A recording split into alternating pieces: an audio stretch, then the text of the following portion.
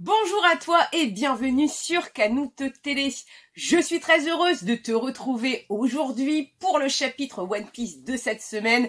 Hâte de le découvrir avec toi, je te dis à tout de suite. Si tu es fan de manga et de One Piece, n'hésite pas à t'abonner, merci.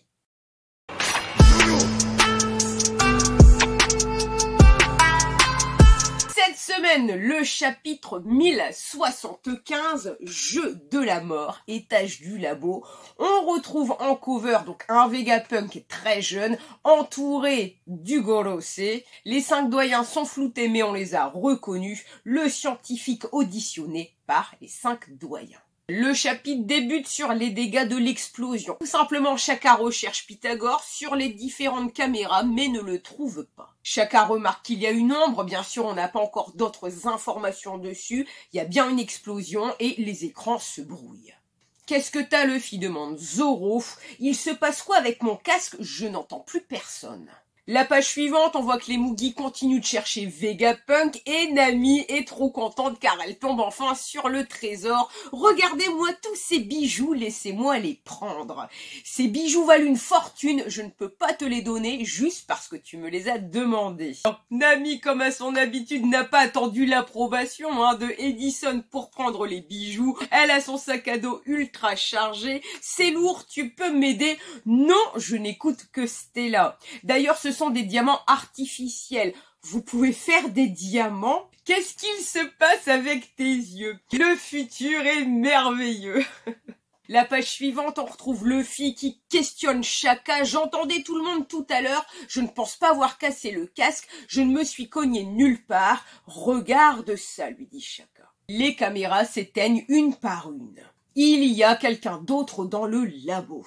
La page suivante, on bascule tour B, premier étage avec Jinbei, Stussy et Sanji. Je n'aurais jamais cru qu'on prendrait la mer ensemble un jour. T'étais à la tea party de Big Mom, non? Je peux devenir ton chien.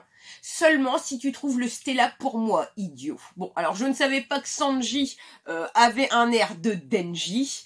Le laboratoire est gigantesque, précise Jinbei. C'est l'atelier de fabrication d'armes, on ne doit rien casser.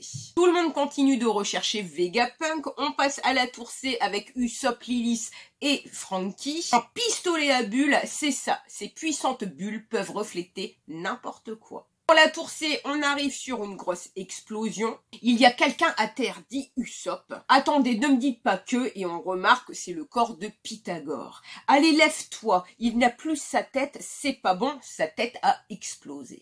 Alors, Usopp prête à dégainer, qui es-tu? Attendez, c'est moi, je suis la tête de Pythagore. Qu'est-ce qu'il s'est passé? Un accident? Ou alors c'était un ennemi? Non, c'est incompréhensible, il n'y a aucune chance, je n'ai vu personne, dépêche-toi de parler. C'est peut-être une erreur de notre part, où est York? Mais York se retrouve face au Séraphine Snake. Tu devrais attendre dehors, tu es si mignonne. Et elle se fait transformer en pierre par ce Séraphine.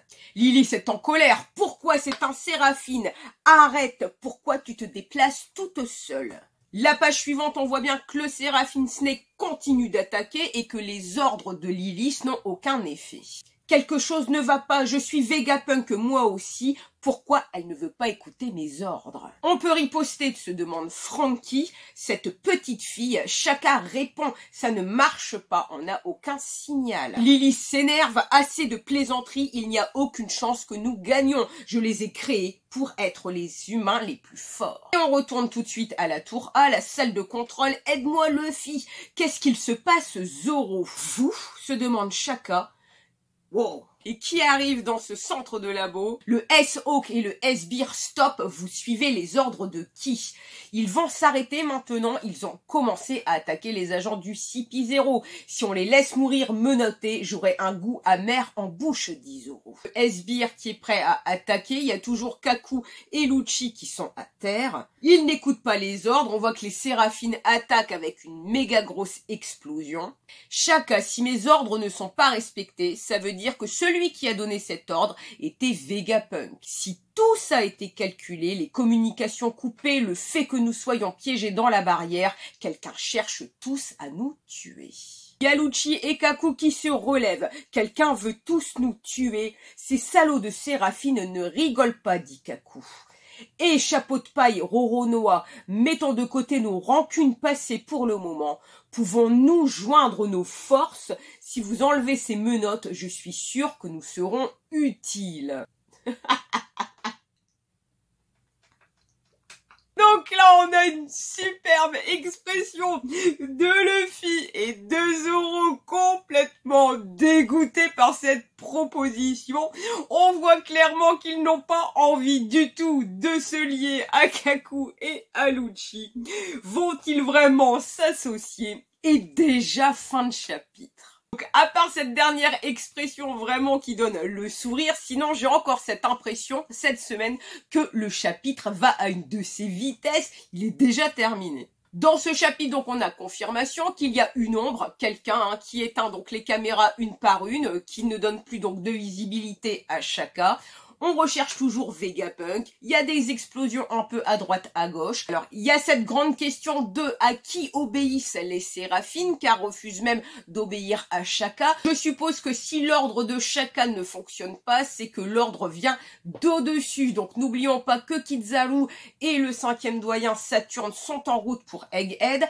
Donc, est-ce que c'est ce 5e doyen qui aurait donné l'ordre aux Séraphines d'attaquer le laboratoire? Après, si Kaku et Rob Lucci veulent s'allier aux Mugi, c'est qu'eux-mêmes ont conscience qu'ils ont raté leur mission et que eux-mêmes peuvent être assassinés par le gouvernement mondial. Mais cette collaboration, on l'a bien vu, n'enchante pas du tout ni Luffy ni Zoro. Et si on veut, la grande gagnante de cette semaine est Nami qui a su mettre la main sur le trésor de Vegapunk. Je trouve que cette semaine, on n'a pas d'éléments concrets à rajouter. La reaction review est donc déjà terminée. Si elle t'a plu, merci pour ton pouce, ton commentaire. N'hésite surtout pas à t'abonner pour me prêter ta force, je te remercie. Je suis également disponible sur TikTok et Twitter, mes plus gros réseaux. Il y a aussi une page Insta, Facebook. Vous êtes tous les bienvenus. Je vous souhaite une bonne journée, une bonne soirée et je vous dis à très bientôt.